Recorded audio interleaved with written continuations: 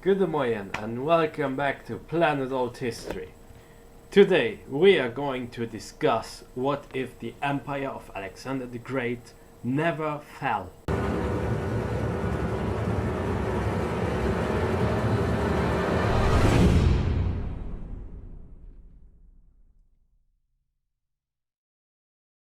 I will first briefly explain who Alexander is and how he rose to power. Then I will mention the point of divergence, and finally, the most important part, the consequences. Alexander the Great was a very young man when he came to power. He became the successor of Philip II. He was the ruler, the basileus in Greek, king of Macedon, if you prefer Makedonia.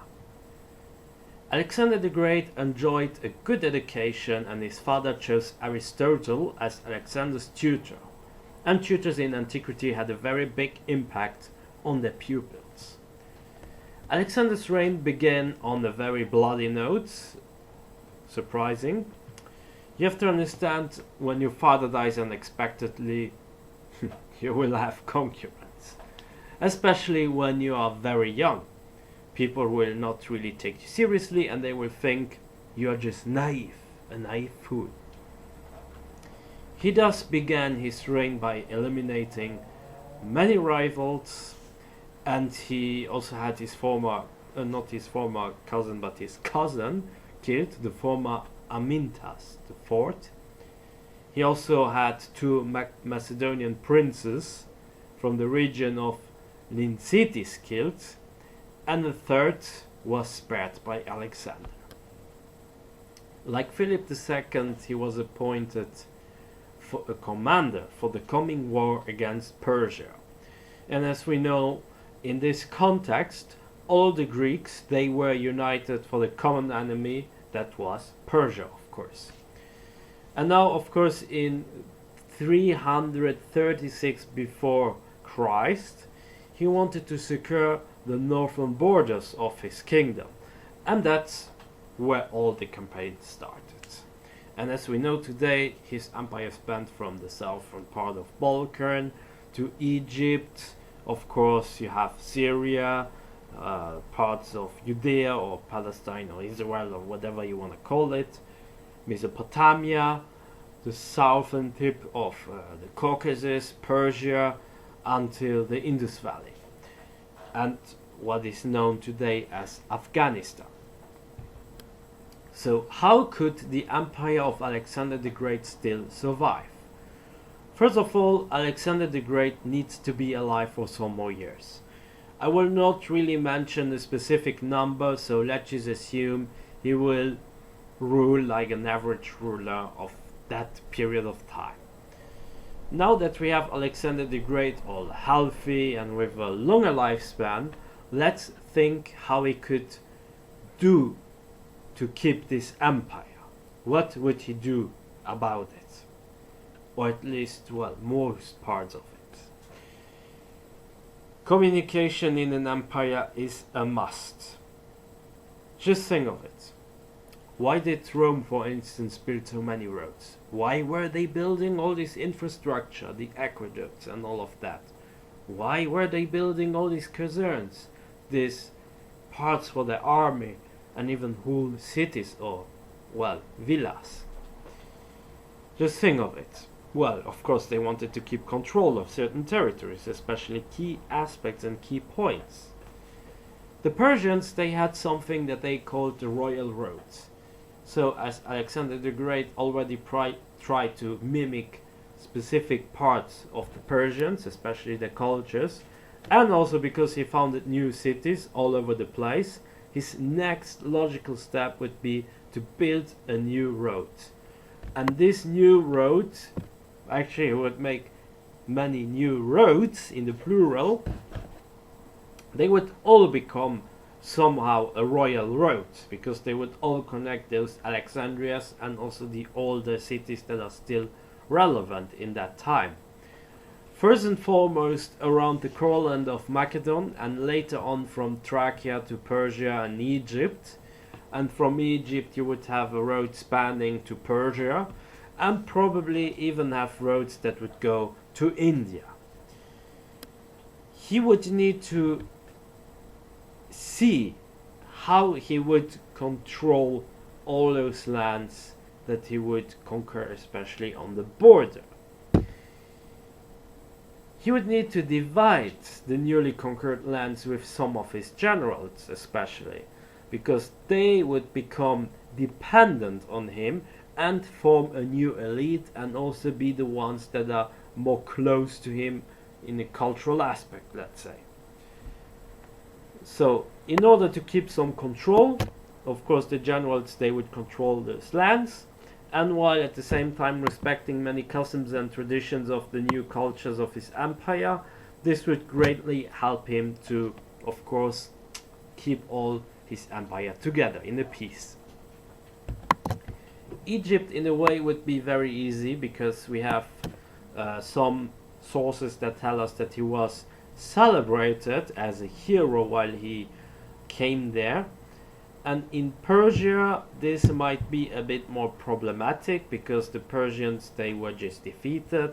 They had a very big pride, a big culture, and already a very big history, and thus he would need to somehow take bigger parts of their culture and somehow appease to some of the Persians that would still be needed, especially for administration, for instance. Mesopotamia would be highly respected, but it is unlikely that they would just stay passive all the time. I mean, after all, it's Mesopotamia, so they have always something going on around there. Another important aspect I would like to mention is trade and seafaring. Greek navigators would draw the coast of Persia and Arabia until the Sinai and make expeditions, let's say, to the sea around Persia, Arabia, and even India.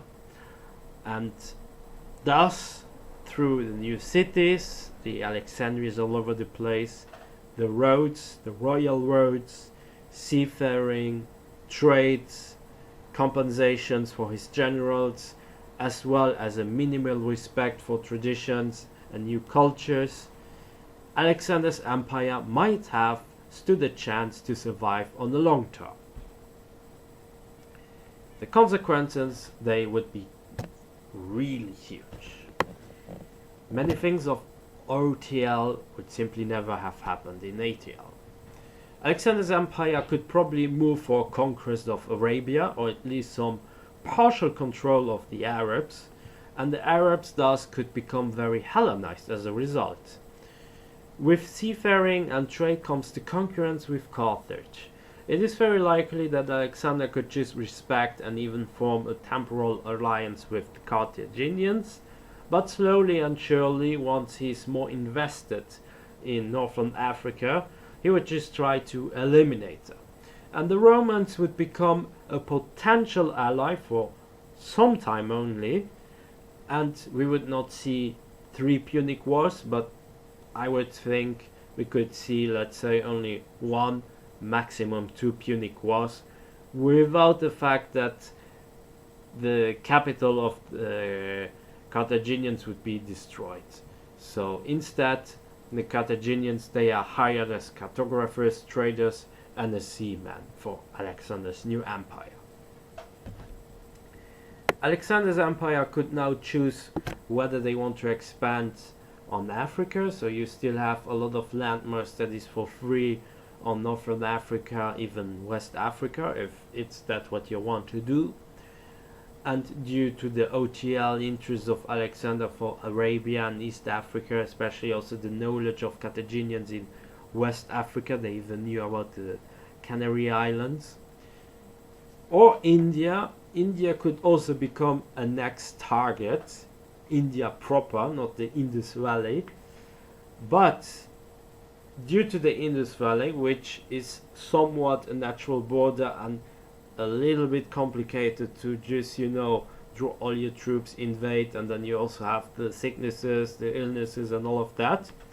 I think that parts of Africa would become the most logical choice for expansion. Hellenization would reach places far beyond our imagination. Probably all of northern Africa and parts of eastern Africa would end up being Hellenized to some extent. Carthaginians could become controllers of these areas.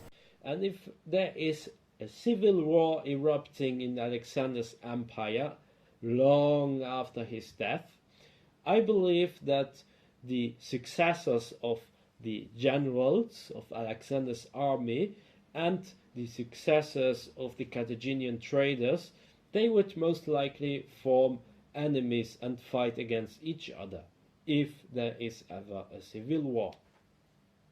However, at that point, the traders, they would most likely prefer to speak Greek, as it would open up many doors to them, and in trade, it's kind of like with networking, so you understand why they would probably prefer to speak Greek. And moreover, Greek would become much more prestigious than in OTL, and so it would also have the same status as French did in the 1700s or 1800s here in Europe. The Silk Road might never become popular. I think that the trade from China would perhaps go more like through India, and from there it would go up to, let's say, Persia through sea, or maybe even Africa or to Egypt, and from there on again by ships to parts of Greece. At some point, and I think this is also the question that you might ask yourself, yeah, but what about Rome? Are they not important? I think that the Romans would end up being only blocked, especially in the Balkans and in Africa and even Spain. Or they might end up being conquered by Alexander's empire, or at least become some form of satellite state, but they would never become the Rome that we know, so they could end up being some type of Armenia of that alternate timeline. And it would also be somewhat ironic, because at some point when the Romans would be part of this empire, they could be considered barely civilized by the natives of Alexander's empire. And it is ironic from that point of view, because Macedon was, for the rest of the Greeks, somehow barbarian, and thus they were not civilized. No Christianity, no Islam, and only perhaps Buddhism might become somewhat of a force that you have to reckon with, especially as a religion. Polytheism would still be very, very relevant. I don't think that monotheism might somehow become relevant, except if maybe one of the emperors or basileus of Alexander's empire would accept it as sole state religion. So this is something where I'm very sure that you will have no Christianity, no Islam, but maybe Buddhism, or on a very minor percentage, the slightest chance of have a state religion, but then again, would it make sense? Alexander's empire would also make that the Greek language would be very dominant, not only within the borders of this empire, but also far beyond.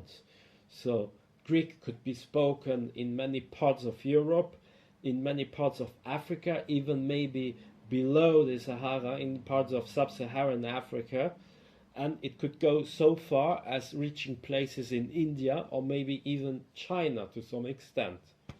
Would the empire of Alexander the Great have colonies? Well, colonies in the sense of Greek colonies, yes, that's for sure.